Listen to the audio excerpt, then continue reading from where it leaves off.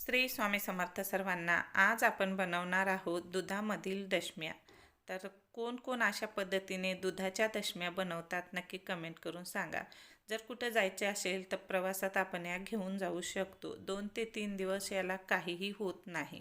चला तर सुरुवात करूया. 2 वाटी दूध घेतलेलं आहे. निरसं दूध आहे, बिना तापवलेलं. त्यामध्ये 2 वाटीच्या जवळपास पिठी साखर घातलेली आहे. मोजून घातलेले नाही, पण अंदाजे 2 वाटीच असेल. तर गोड आपल्या आवडीप्रमाणे वापरायचं आहे. पण ह्या दशम्या जे असतात ना, गोडच छान लागतात, त्यामुळं थोडंसं गोड जास्त घालायचं.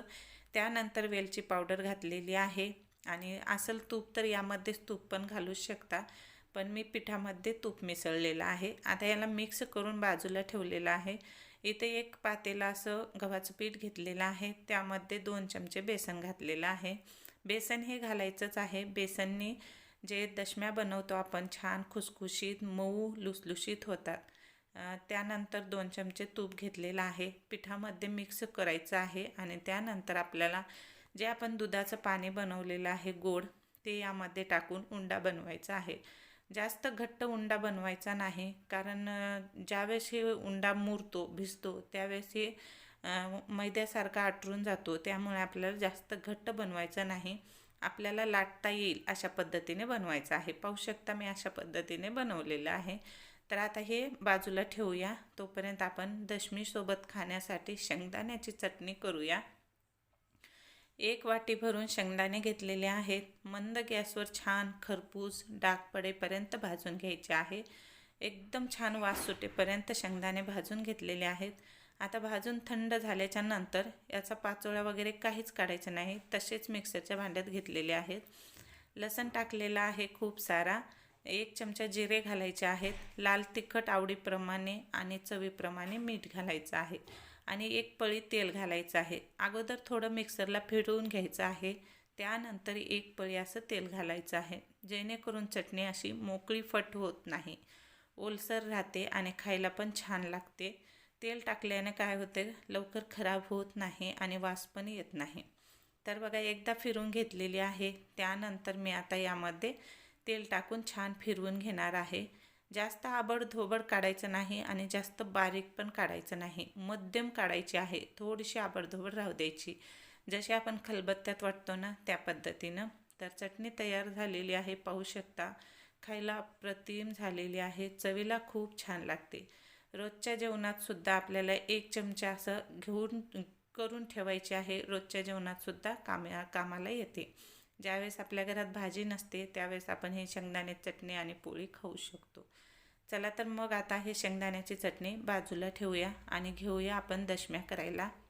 तर हे दशम्या करायला सुरुवात केलेली आहे.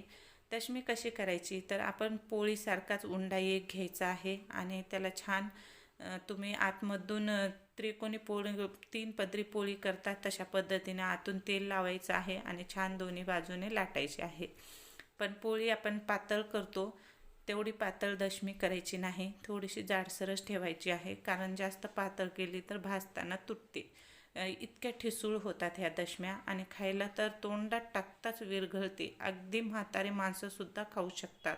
ज्यांच्या तोंडात दात नाही ते सुद्धा खाऊ शकतात. इतक्या छान दशम्या होतात. नक्की एकदा करून बघा.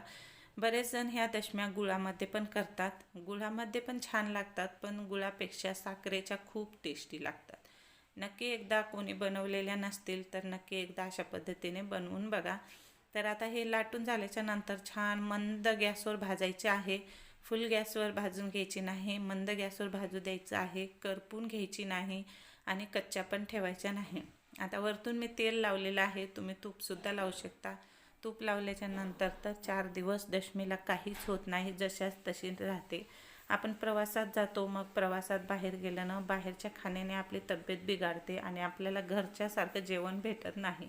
मग ठेचा, शेंगदाण्याची चटणी आणि या दशम्या जर घेऊन गेल्या ना, 2-3 दिवस दशम्याला काहीच होत नाही, जशाच तशा राहतात. तुम्हाला एक दशमी मी तोडून दाखवलेली आहे.